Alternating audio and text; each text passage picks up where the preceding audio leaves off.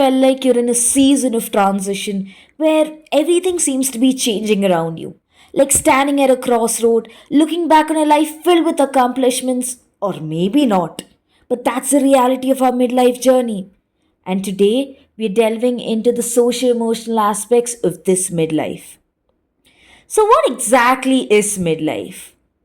Is it I'm sorry that I would like to have a nice 10th this? birthday party. Well, you can't have it, Cam. You want to know why? Because you're 40. You're a 40-year-old man. I am 40. I'm 40. Yes. Okay, stop it. I'm 40 and I'm on this stupid white. What is that? How is this thing? I've done nothing with my life. Oh, wait, stop it. Come on, how can you say that? You're a wonderful father. You graduated from clown college. You've been to France. I don't want to be 40. It's not fair. Or is it this?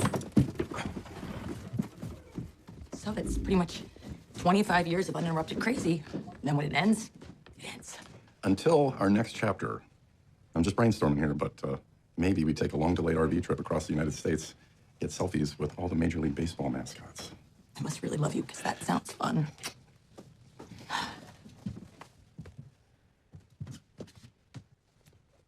They're really leaving. What do we do? What people have always done. Leave the porch light on. They come back. Middle adulthood is a period where biological, physical, cognitive, social, and emotional changes are seen in an individual. It spans over the years of 40 to 60, and today I will be exploring this developmental stage from a research and evidence based perspective. This stage is often seen as the golden age of adulthood, and it's mostly because of the emotional maturity that is seen from years of experience. And individuals also reach a peak in their personal and professional life. There's a lot of transition that takes place in the emotional and social domains as well. In Erickson's psychosocial theory, the main theme which centers around this stage is generativity and it conflicts with something known as a stagnation. Generativity comes with individuals contributing to the society in meaningful ways, and if they fail at this, they experience stagnation or feeling disintegrated in life. Research shows that individuals at this age have higher emotional regulation and have stable and satisfying relationship with their family and friends. Spouses have also reported that they form deeper emotional connections with their partners which are more companionate than passionate. Parents become empty nesters and they struggle with letting go and redefining their relationships. Friendships become more quality oriented than quantity, and it's mostly based on shared values and experiences than just bonding and having fun. Realization of aging brings in a lot of introspection and leads to reevaluation of goals, relationships, and life goals as well. And now we'll explore Erickson's psychosocial theory in detail. Humans go through a variety of developmental stages, and Erickson explains these in 8 stages of psychosocial development. This stage centers around the individual's need to contribute to society and guide the next generation as well. This is known as generativity. In the binary, stagnation refers to self absorption and a lack of contribution to others or society. Generativity involves societal roles beyond just parenting, including work and community involvement. It's often expressed through mentoring, raising children, and also leaving legacies that benefit future generation. Individuals experiencing generativity feel fulfilled by these contributions because they help sustain and nurture the next generation. On the other hand, stagnation refers to individuals who fail to find a way to contribute meaningfully, leading to feelings of disillusionment, disconnection. They often feel dissatisfied and often engage in self indulgence. They become overly focused on personal needs and fail to develop meaningful relationships or making lasting contributions to society. Successful resolution of this stage leads to a sense of accomplishment and care. I recently interviewed a 45-year-old woman who's a teacher by profession. She has been married for 22 years and has 2 children who are in their adolescent years and also entering into young adulthood. She mentioned how there has been shift in priorities from focusing on personal achievements to prioritizing her family and also contributing to her children's success. This can be an example of generativity as she finds fulfillment and satisfaction in guiding the next generation. She is more concerned about their growth and well-being than her own personal achievements. She also reflected on her role as a teacher as she emphasized her influence on her students in shaping their social values. Her commitment to leaving a positive impact on her students reflected social contribution and how she has contributed to the society in meaningful ways. She also expresses satisfaction in leaving behind legacies for the upcoming generation. She is also satisfied in knowing that she has the potential to change at least one student's life for the better. Daniel Levinson, in his work Season of a Man's Life, identifies midlife transition as a critical period which occurs during middle adulthood. This stage or transition becomes a bridge between early adulthood and middle adulthood. He describes the life structure as the overall pattern of a person's life, which is mostly shaped by their relationships, roles, and the societal context. Levinson mentions that one of the central tasks during this transition is to reflect on one's life's choices and question the direction in which their life has been heading. Individuals may engage in reflective questions, and these reflections can lead to significant emotional turmoils and may challenge their beliefs and values. The transition often involves a re-evaluation of previous commitments such as career choices and relationships. For many individuals, this period can trigger what is commonly referred to as midlife crisis. He observed that 80% of the men he studied experienced emotional turmoil during this phase. This crisis often stems from the realization that one's current life is no longer aligned with their inner needs.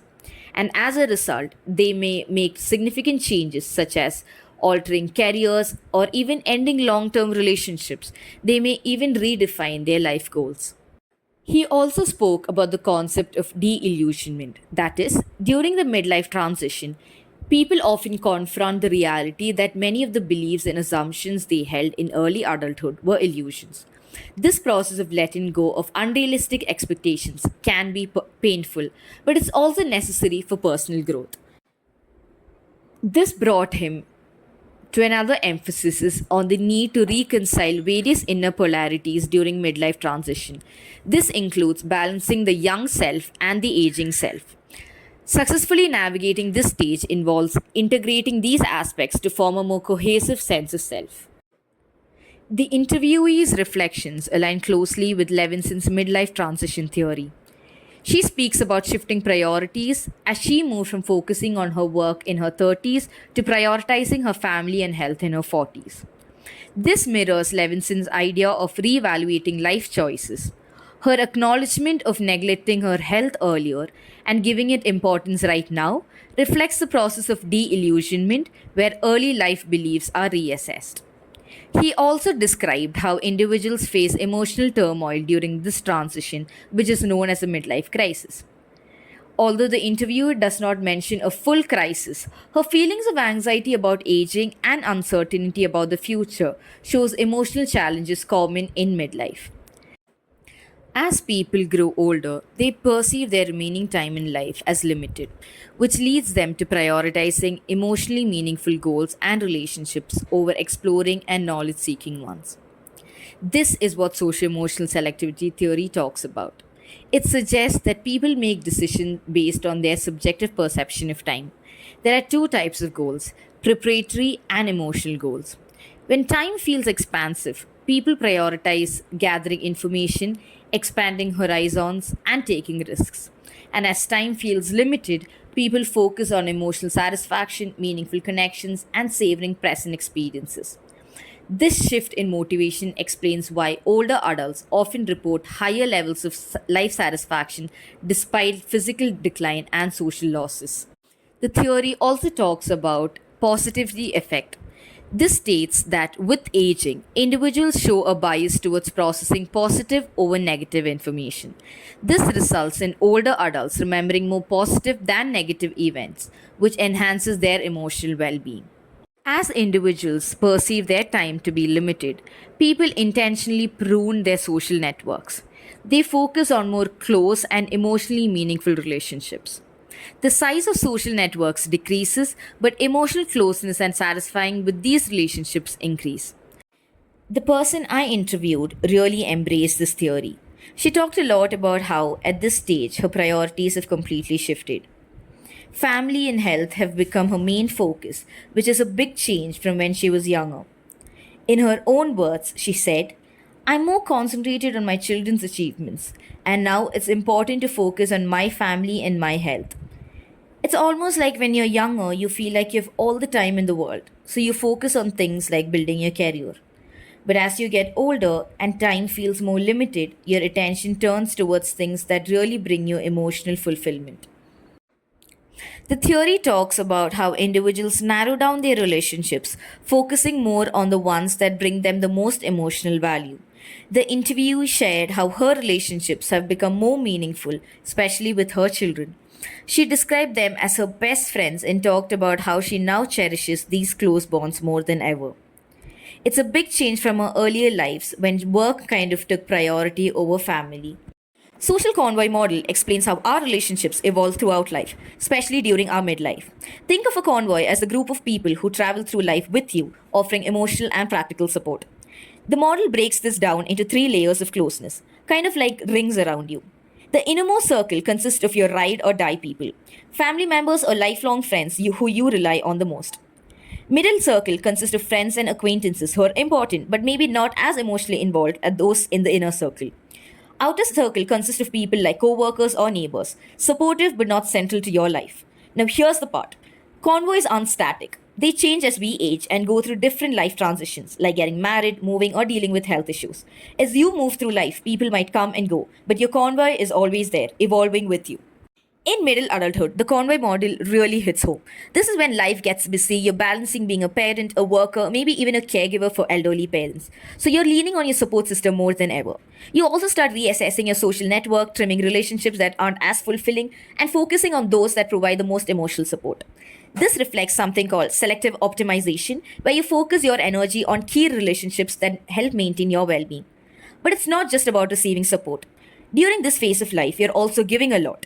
Whether it's helping your kids, supporting your spouse, or taking care of your aging parents, you're often playing the role of a caregiver. This can lead to what's called the sandwich generation stress, where you're caught between taking care of others and trying to meet your own needs. The interviewee mentioned the stress of balancing and caregiving, both for her children and herself. This reflects the sandwich generation pressures in the convoy model.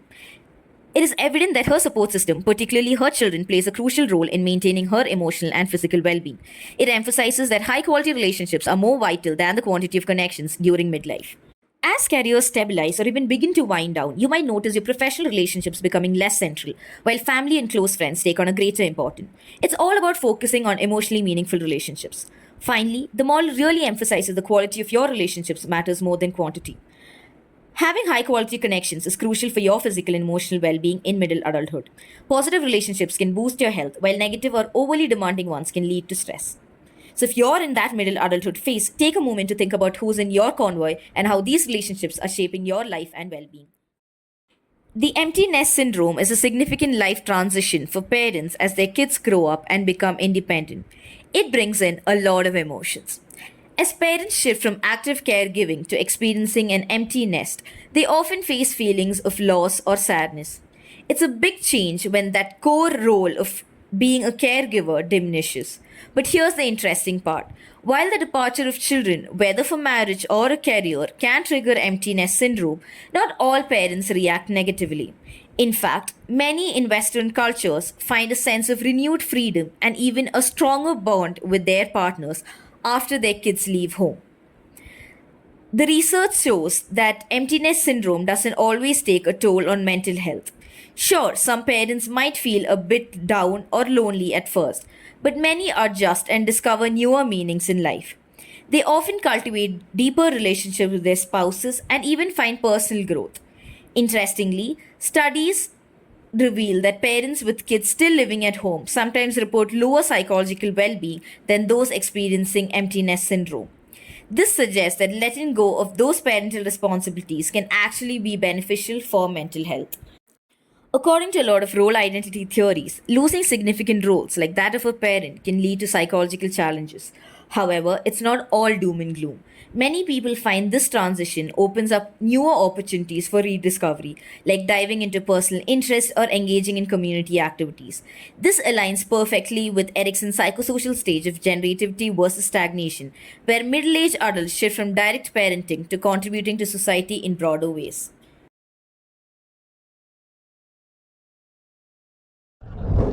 Oh, this one's sweet. You know, for your rosary rattlers.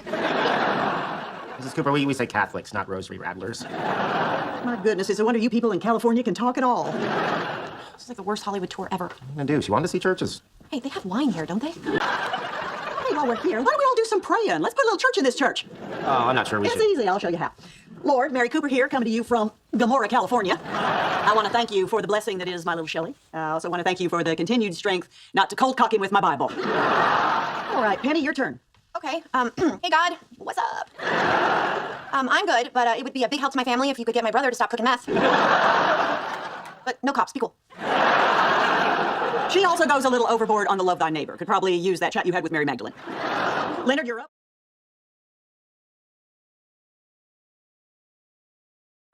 We are all familiar with Kohlberg's theory of moral development. It describes how our sense of right and wrong evolves as we grow older. What's fascinating is that middle age is a time where our moral reasoning often shifts into higher levels of thinking. By middle age, most people are in Kohlberg's conventional level of moral development. This is where we focus on social rules, maintaining order, and fulfilling responsibilities. You know how we start thinking more about things like paying taxes, voting, and teaching our kids the right way to live? That's classic stage 4, social systems morality. At this point, we're thinking about how society functions and how we need rules and laws to keep it all together. But here's where it gets interesting. For some people, middle age can be a time when they move into Kohlberg's post conventional level. This is the highest level of moral reasoning where you start questioning whether those rules always serve the greater good.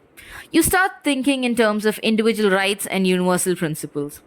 Imagine this: you've followed the rules your whole life, worked hard, raised a family, but now you start wondering, do these laws always protect everyone? What about justice and fairness beyond just following the rules? This is stage 5, social contract or utility. People in the states recognize that laws are important, but they also understand that laws can change if they don't protect fundamental human rights. And then there's stage 6, where moral reasoning is based on universal ethical principles. It's rare, but it happens. Think about people like Gandhi or Martin Luther King Jr., who believed in standing up for what's right even when it went against the law. They followed their conscience and stood for universal laws like justice and human dignity. In middle age, many of us start to reflect on our life experiences, the challenges we have faced, and how we want to make an impact. This stage of life can bring a powerful shift in how we see right and wrong, not just for ourselves, but for society as a whole. So, as we grow through middle adulthood, it's just not about managing responsibility or sticking to the rules. It's also about considering how we can make the world better and stand up for the things that matter. Pretty deep, right? Let me know what you think about this stage of moral development. Where do you see yourself in Kohlberg's moral scale?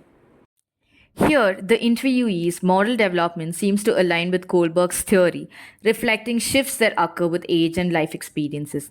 In her 20s, she was more impulsive, making decisions based on immediate perceptions of right and wrong.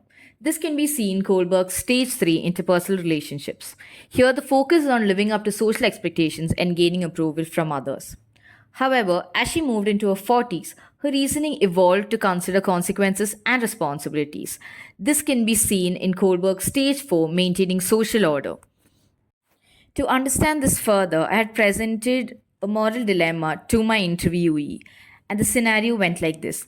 You've been working in a company for 20 years. A colleague who is also a close friend makes a serious mistake that would cost the company a lot of money. Reporting them could lead to their dismissal. Do you report the mistake or help them cover it up?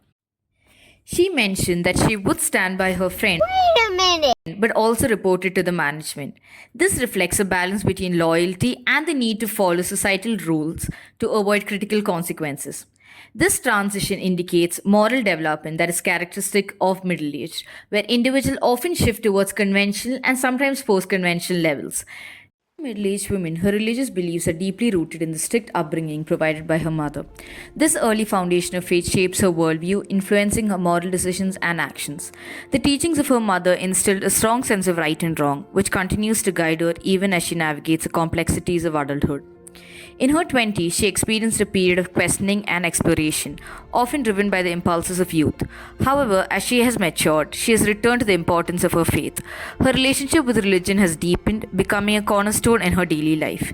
It provides her with a framework for understanding her place in the world and the values that guide her actions. Now, in her 40s, she approaches moral dilemmas with a thoughtful and measured mindset. While she still values loyalty to friends and family, she recognizes the importance of balancing personal relationships with ethical responsibilities.